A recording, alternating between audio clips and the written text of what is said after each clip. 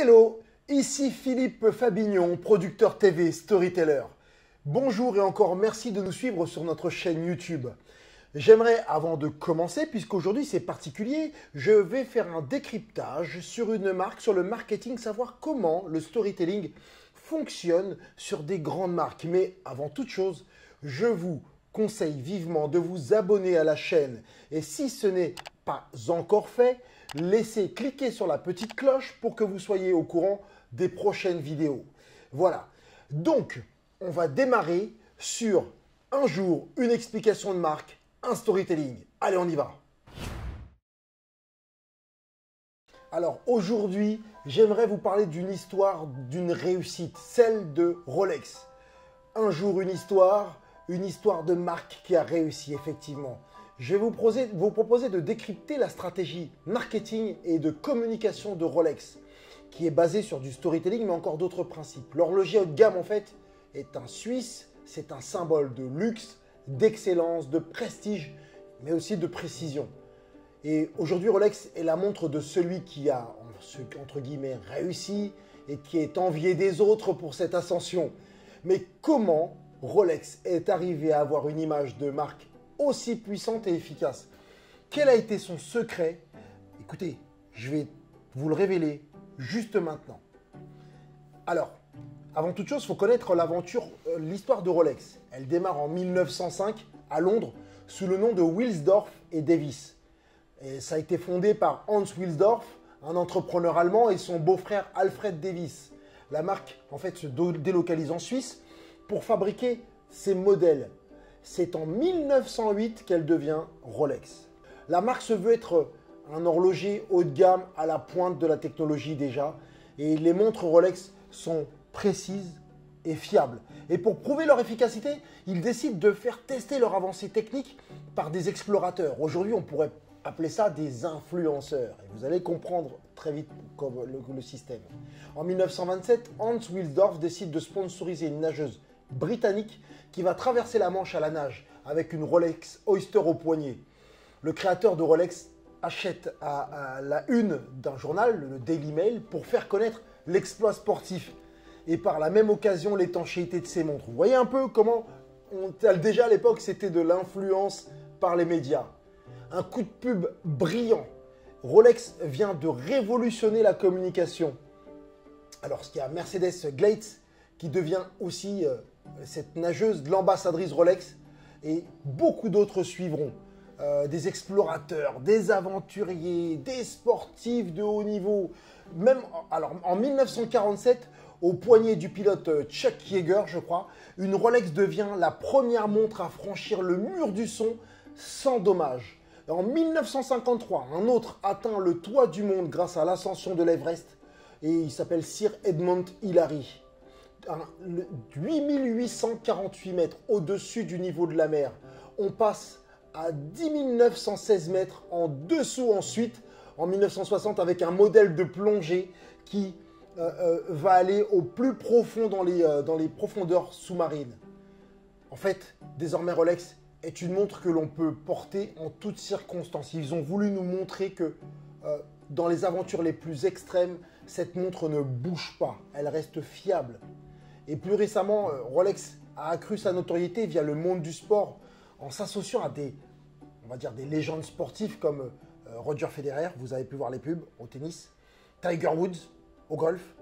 La marque suisse a toujours vendu du rêve en racontant des épopées formidables et en les utilisant comme des outils de marketing. Vous comprenez maintenant comment vous aussi, à votre échelle, vous pouvez faire comme Rolex, en tout cas la méthode qu'ils utilisent.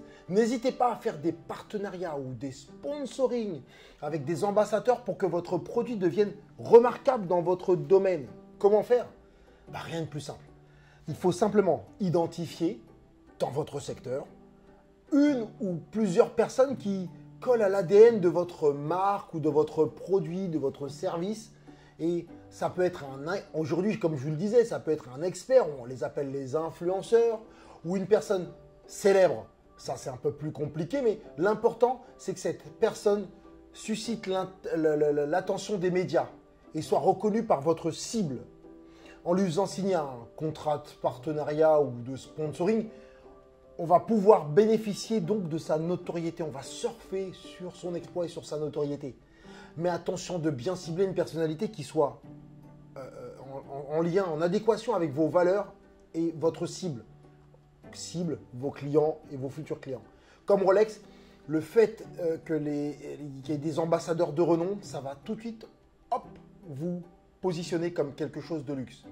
Alors, n'hésitez pas à aborder, que ce soit des influenceurs, et pourquoi pas même parfois dans votre secteur, je ne sais pas, si vous êtes dans le domaine du sport, vous connaissez quelqu'un dans votre ville ou dans votre région, dans votre département, qui commence à faire parler de lui.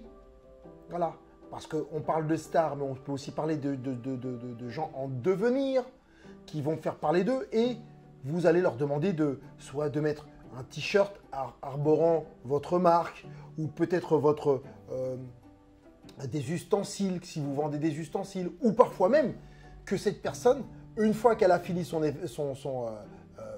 sa performance sportive, qu'elle aille en parler, qu'elle parle aussi de votre idée, votre projet dans les médias, au cas où elle soit interviewée dans les médias. Donc ça, c'est une autre façon, et que a largement utilisé Rolex pour pouvoir surfer sur la notoriété et aussi se créer une image de marque, et qui, dans la tête et dans l'inconscient des gens, est restée. Donc voilà comment aujourd'hui, une des façons de pouvoir promouvoir votre marque, l'installer de façon durable dans les esprits, en utilisant effectivement la notoriété, la performance de certaines personnes, et en vous greffant à leurs exploits. Voilà, j'espère que vous avez aimé cette vidéo. Si vous avez apprécié, n'hésitez pas à laisser des messages. Si vous voulez apprendre comment, grâce à votre histoire, comment attirer des clients, comment construire votre entreprise, votre projet grâce à du storytelling, grâce à l'histoire, grâce au marketing, vous avez dans le lien du dessous un e-book, et vous pourrez télécharger cet e-book. Mais vous avez aussi le lien d'une formation, la formation que je donne en ligne qui s'appelle Storytelling Attractif. N'hésitez pas à cliquer et vous aurez cette formation à moindre coût, et vous verrez, pas à pas, elle vous amènera, si vous voulez, à construire votre histoire pour pouvoir attirer des clients. Voilà, n'hésitez pas donc à me laisser un message, cliquez sur la cloche pour être au courant des prochaines vidéos. Abonnez-vous surtout, qu'on le soit ensemble et qu'on marche ensemble sur le chemin de la réussite. Et vous savez, le chemin, il est ni à droite, il est ni à gauche, encore moins derrière. Il est où? Il est là-bas.